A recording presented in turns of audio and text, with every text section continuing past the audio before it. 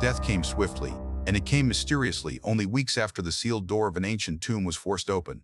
Before we begin, tell me where you are watching from, comment your country's name below, and don't forget to subscribe for more real historical mysteries like this. On the night of April 5, 1923, Lord Carnarvon lay dying in a luxury hotel room in Cairo. Just months earlier, he had been celebrating one of the greatest archaeological discoveries in human history. Now he was burning with fever, delirious, whispering in pain. A simple mosquito bite on his cheek had become infected.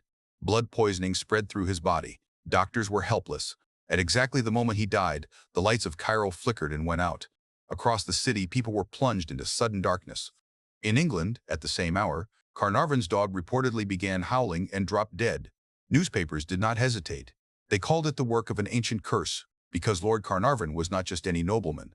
He was the man who financed the opening of Tutankhamun's tomb, a tomb that had remained sealed for over 3,000 years. And according to legend, it was never meant to be disturbed. The story spread like wildfire across the world. Headlines warned of the mummy's revenge.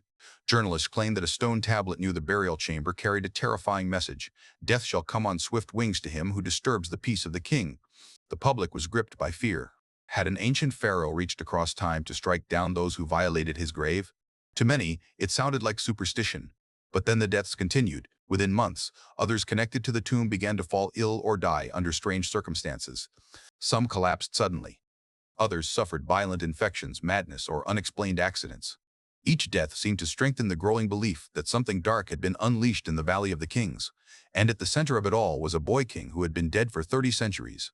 Tutankhamun had ruled Egypt briefly, dying around the age of 19. He was not famous in life. His kingdom was small, his reign unremarkable, yet in death he would become the most feared pharaoh in history, because his tomb was different. Unlike other royal tombs that had been looted and stripped bare, Tutankhamun's burial place was found almost intact. It was a time capsule of ancient Egypt: golden masks, jeweled coffins, chariots, statues, weapons, a king's entire afterlife sealed behind stone. And ancient Egyptians took the afterlife seriously. They believed that disturbing a tomb was not merely theft, it was a spiritual crime. The dead depended on their burial for eternal peace. If that peace was violated, the soul could become restless, vengeful, dangerous. Priests were known to inscribe protective spells around burial chambers. These were not just symbolic warnings. In the ancient world, words were believed to hold power. To speak a curse was to set it into motion. For centuries, locals in Egypt whispered about the Valley of the Kings. Tomb robbers told stories of sickness and madness following their crimes.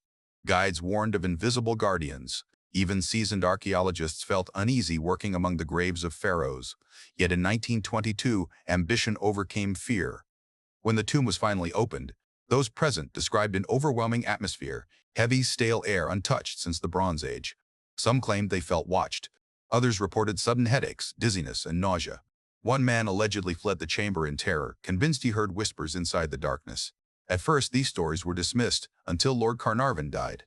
His death transformed a historical discovery into a global horror story. People began searching backward, re-examining every detail, every accident, every illness connected to the excavation. What once seemed random now appeared patterned, too precise, and the question that would haunt the world became unavoidable. Was this all coincidence, or had something ancient and unseen been awakened beneath the desert sands? Because if the curse was real, then Lord Carnarvon was only the first, and worse still, the tomb had only just been opened. The true nightmare was only beginning. Part 2. The discovery that changed history. Word count 130. Lord Carnarvon's death cast a long shadow backward in time, forcing the world to look again at how this story truly began. 5 years earlier, in 1917, the Valley of the Kings was a graveyard of failed dreams. Dozens of archaeologists had searched its scorched earth, convinced that nothing remained to be found. Most believed every royal tomb had already been discovered and plundered long ago. One man refused to accept that. Howard Carter had devoted his life to ancient Egypt. He was not wealthy, not powerful, and not widely respected. Many in the archaeological community considered him stubborn and obsessed. But Carter was certain of one thing: the tomb of Tutankhamun was still missing. Records from antiquity listed the boy king among the pharaohs of the 18th dynasty, yet no intact burial site had ever been identified. Carter believed that earlier excavations had simply overlooked it. His problem was money. Excavations were expensive, and patience was running thin. Lord Carnarvon, a British aristocrat fascinated by Egypt, had financed Carter's work for years with little to show for it. By 1922, Carnarvon was ready to abandon the project. One final season, he said. After that, funding would end. It was a last chance. In November 1922, Carter's team returned once more to the Valley of the Kings. They began clearing a patch of ground near the tomb of Ramses VI, an area dismissed by others as already exhausted. On the morning of November 4th, a worker's pick struck stone. It was not a wall or statue fragment. It was a step. Carter froze. As more sand was removed, a staircase slowly emerged from the earth, descending into the rock. Step after step appeared, untouched, buried beneath centuries of debris. This was no ordinary ruin. At the bottom of the staircase stood a sealed doorway covered in ancient plaster. On it were faint but unmistakable markings, royal seals, the name Tutankhamun. Carter knew instantly what this meant. After years of ridicule and near failure, he was standing before a tomb that had remained hidden since the age of the pharaohs. He did not open it. Instead, he resealed the entrance and sent an urgent telegram to Lord Carnarvon in England. Finally made wonderful discovery in Valley. A magnificent tomb with seals intact, recovered same for your arrival. Carnarvon rushed to Egypt at once.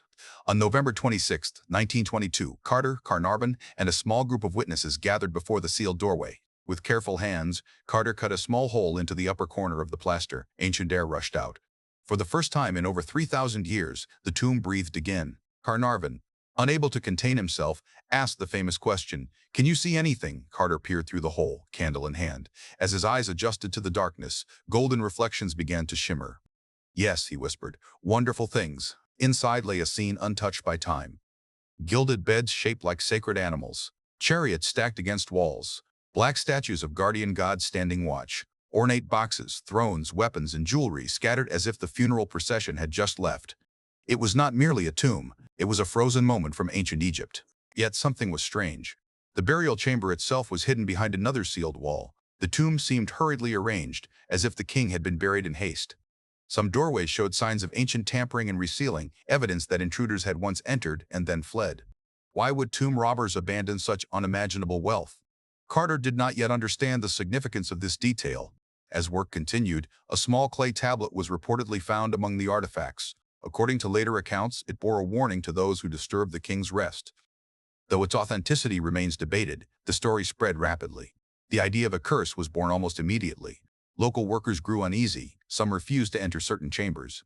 One canary, kept by Carter for companionship, was said to have been killed by a cobra, a symbol of the pharaoh's royal power. To the Egyptians present, this was no coincidence, it was an omen. Still, the excavation pressed on. On February 16, 1923, the burial chamber was finally opened. Within stood a massive stone sarcophagus. Inside it nested coffins, one within another, like a macabre set of sacred boxes.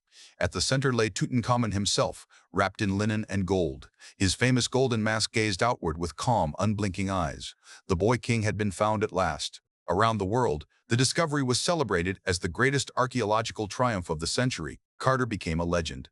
Carnarvon was hailed as the patron who made history possible, but beneath the celebration, a quiet unease lingered. Ancient seals had been broken, sacred chambers violated, and a king who had slept undisturbed for 30 centuries now lay exposed beneath electric light and human hands.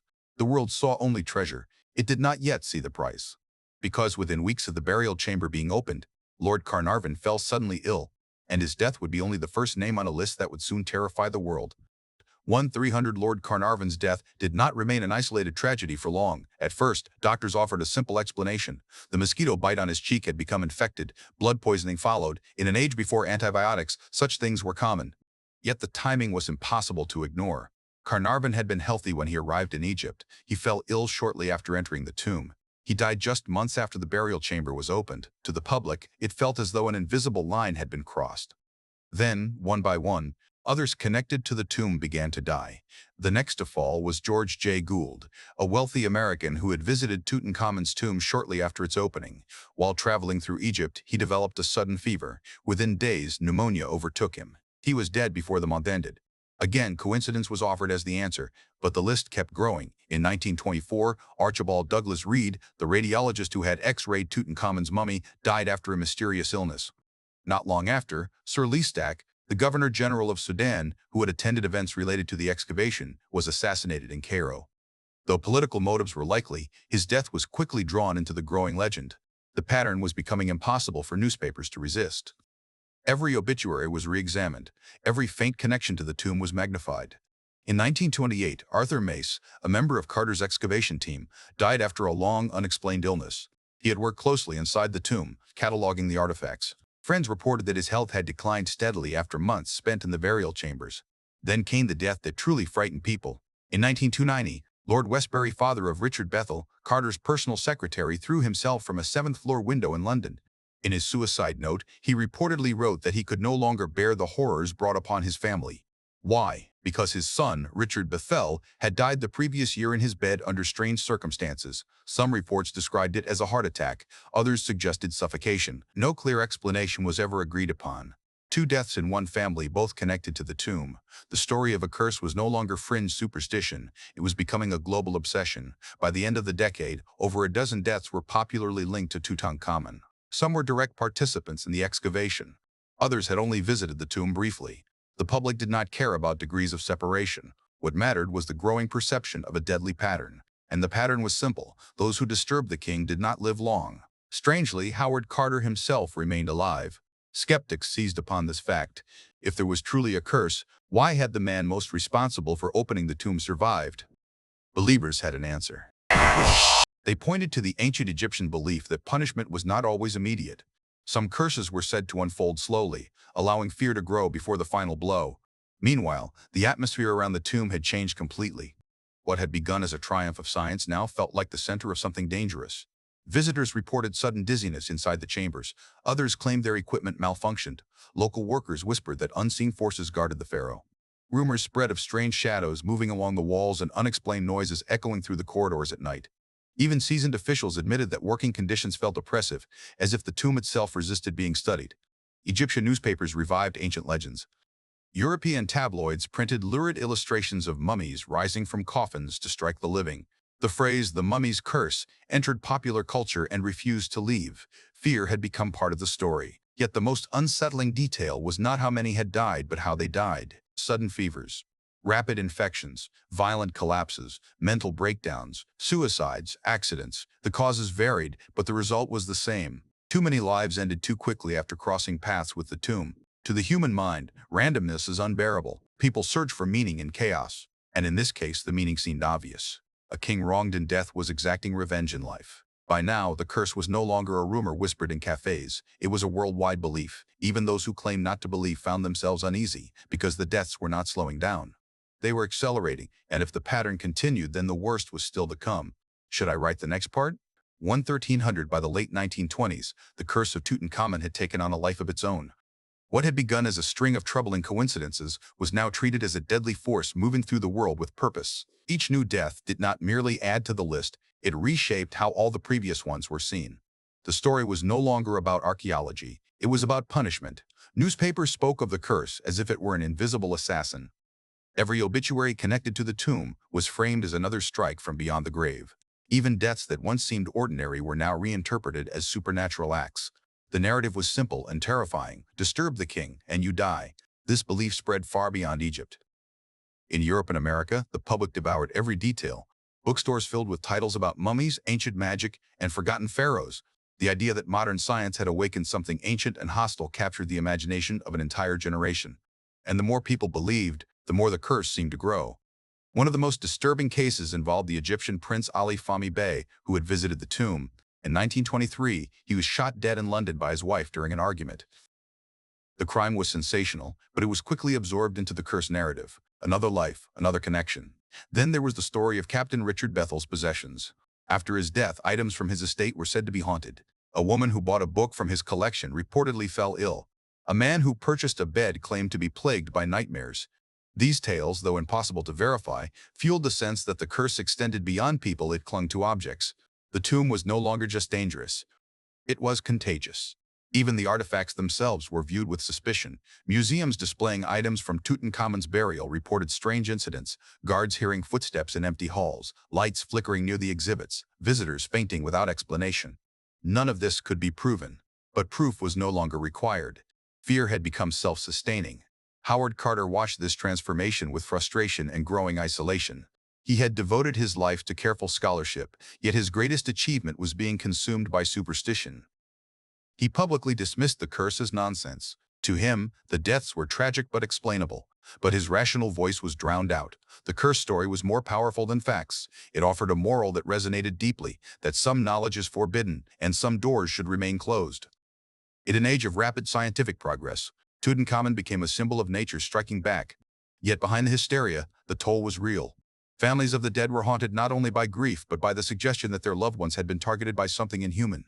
Every unexplained illness now carried a terrible implication. Was the pharaoh still watching?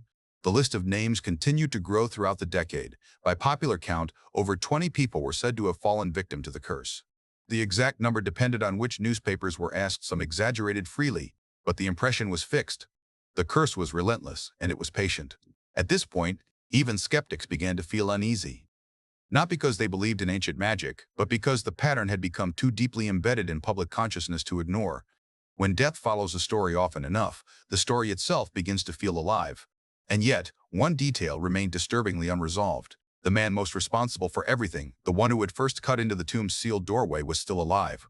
Howard Carter had not fallen ill. He had not collapsed suddenly. He continued working for years after the discovery. To believers, this did not weaken the curse. It made it more frightening, because it suggested that the pharaoh was waiting, that the punishment was not finished, that the final reckoning had simply been delayed. And the longer Carter lived, the more people wondered not if the curse would claim him, but when. By now the legend had reached its peak.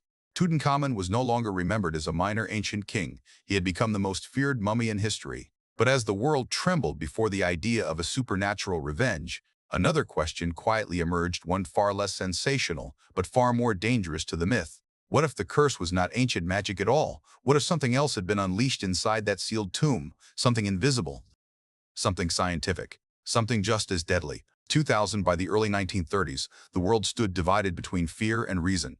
On one side were those who believed that Tutankhamun's spirit had reached across centuries to punish the living. On the other were scientists and historians who insisted that the so-called curse was nothing more than myth, built upon coincidence and exaggeration. Now, for the first time, the legend itself was placed under examination. Researchers began by stripping away the headlines and looking only at facts. Many of the deaths attributed to the curse were found to be weakly connected to the tomb or not connected at all. Some victims had merely attended social events related to the excavation. Others had visited Egypt briefly, without ever entering the burial chamber.